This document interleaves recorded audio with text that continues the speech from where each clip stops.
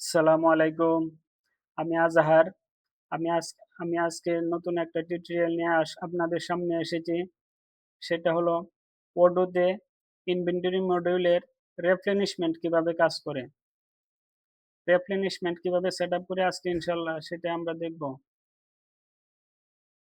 তার জন্য প্রথমে আমরা দেখব যে কোথায় replenishment কোথায় আছে। replenishment ইনভেন্টরি মডিউলের অপারেশন টুলস এর ভিতরে replenishment আছে। এটার ভিতরে replenishment আছে। এই নিচের দিকে replenishment। তো আমরা এই replenishment নিয়ে কথা বলবো আজকে ইনশাআল্লাহ। তো আমরা যেহেতু নতুনভাবে সেটআপ করব সেটা তার জন্য নিউ এ ক্লিক করে দিব। নিউ ক্লিক করার পরে এরকম একটা পেজ আসবে। তো আমরা প্রথমে জানবো যে replenishment কি বা এটা কিভাবে কাজ করে। replenishment হলো এরকম একটা সিস্টেম, আপনার স্টক যখন কমে যাবে, আপনি যখন প্রোডাক্ট সেল করে দিবেন বা ট্রান্সফার করে দিবেন বা আপনার এখান থেকে যখন আপনার স্টক থেকে যখন প্রোডাক্ট কমে যাবে, সেটা অটোমেটিক্যালি অর্ডার তৈরি করে নিবে। আপনারা যখন প্রোডাক্ট এড করেন, তখন যদি প্রোডাক্ট এড করার সময় ভেন্ডর, প্রাইস সবকিছু ঠিকঠাক মতো দেন, তাহলে replenishment অটোমেটিক্যালি কাজ করবে। সেই প্রোডাক্ট এড এর মধ্যে যদি ভুল থাকে, তাহলে replenishment ঠিকমতো কাজ করবে না। তো যখন আপনি প্রোডাক্ট এড করবেন replenishment এ, তখন সবকিছু যদি সর্বনিম্ন এখানে কত পিস আপনার স্টক থাকবে, সর্বোচ্চ কত পিস থাকবে, যদি এগুলি বসিয়ে দেন, তাহলে অটোমেটিক্যালি replenishment যখন আপনার স্টক কমে যাবে, তখন অটোমেটিক্যালি সে অর্ডার তো পিও বানিয়ে নিবে।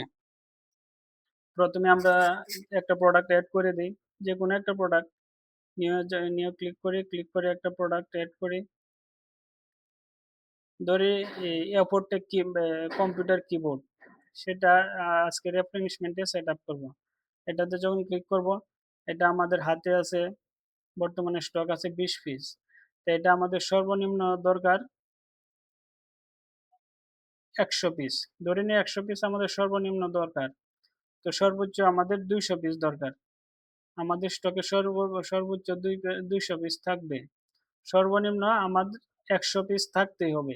এই 100 পিসের নিচে যখন আপনি প্রোডাক্ট সেল করে দিবেন, তখন সেটা অটোমেটিক্যালি একটা নতুন পিও বানিয়ে নিবে। আর টু অর্ডার এখন যদি কোনো অর্ডার করতে চান, এখানে ক্লিক করতে পারেন। আপনি যখন এই ২ টা ঘরে বসিয়ে দিয়ে খালি জায়গায় স্পেস করবেন, সেটা অটোমেটিক্যালি অর্ডার অটোমেটিক লেখা আসবে। আপনি এখানে ১ম বার ক্লিক করে দিলেন। ১ম বার ক্লিক করে দেওয়ার পরে অটোমেটিক্যালি পিও কিন্তু সে বানিয়ে নিছে। এখন যদি আপনি এই পারচেজ এ যান, পারচেজ এ গিয়ে দেখবেন যে অটোমেটিক্যালি এটার একটা পিও হয়ে গেছে। এই যে প্রথম পিওটাই এ ওই যে আমরা যে অ্যাপোর্টেক কম্পিউটার কিবোর্ড সেটআপ করছিলাম, সেটার আমরা সর্বোচ্চ দিছিলাম ২০০ পিস। ২০০ পিসের মধ্যে আমাদের ২০ পিস আমাদের স্টক ছিল। এই যে আমাদের ২০ পিস এখানে স্টক ছিল। তো আমরা এই অর্ডারটারে কনফার্ম করে দিলাম। শুধু আপনাদেরকে দেখানোর জন্য কনফার্ম করে দেওয়ার পরে আমরা সাপোজ সেলে বা সেলেও যেতে পারি বা পজে যাই বা পয়েন্ট অফ সেলে যাই। পয়েন্ট অফ সেলে আমরা এই যে replenishment এর প্রোডাক্টটা সেটআপ করছিলাম, সেটারে আমরা এখন সেল করব। সাপোজ এই এটারে আমরা সর্বোচ্চ আমাদের ২০০ পিস থাকবে আর সর্বনিম্ন আমাদের ১০০ পিস থাকতেই হবে। এখন আমাদের হাতে আছে ২০০ পিস। এখন আমি সাপোজ ১২০ পিস সেল করে দিব। ১২০ পিস। ১২০ পিস যদি এখন আমরা সেল করে দেই, সেল করে কার্ডে দিই। কার্ডে দেওয়ার পরে সেটা আবার আমি যখন এখন এটা এই শিপটা ক্লোজ দিব, এই সিস্টেমটা ক্লোজ দিব। ক্লোজ দিলাম। এখন যদি আমি পারচেজ এ যাই আবার, এখন যদি আমি পারচেজ মডিউলে যাই, তাহলে আমি দেখব ওই যে এটা আবার ১২০ পিস অর্ডার নিয়ে নিছে। এই যে এটা আবার সেম, যেহেতু আমরা ১২০ পিস সেল করে দিছি, এই ১২০ পিস আবার নতুন করে সে পিও তৈরি করে নিছে। এটাই হলো রিপ্লেনিশমেন্টের কাজ। ইনশাআল্লাহ আমি স্টেপ বাই স্টেপ অটো ইনভেন্টরির সব টিউটোরিয়াল দিব ইনশাআল্লাহ।